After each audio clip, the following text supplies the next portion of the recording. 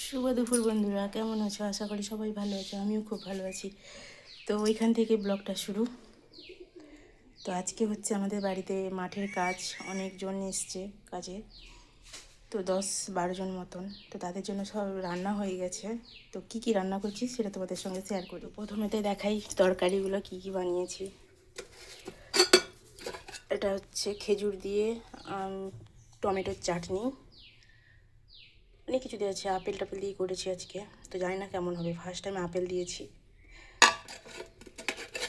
আর এইখানে আছে চচ্চড়ি, পাঁচ মেশালি চচ্চড়ি, পুঁই শাক দিয়ে মাছের তেল দিয়ে চচ্চড়ি হয়েছে।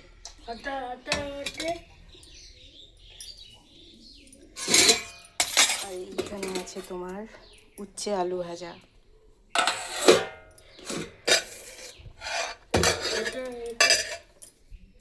আর এইখানে আছে তোমাদের কি গরম মাছের ঝোল আলু দিয়ে, পাতলা মাছের ঝোল হয়েছে, রুই মাছের।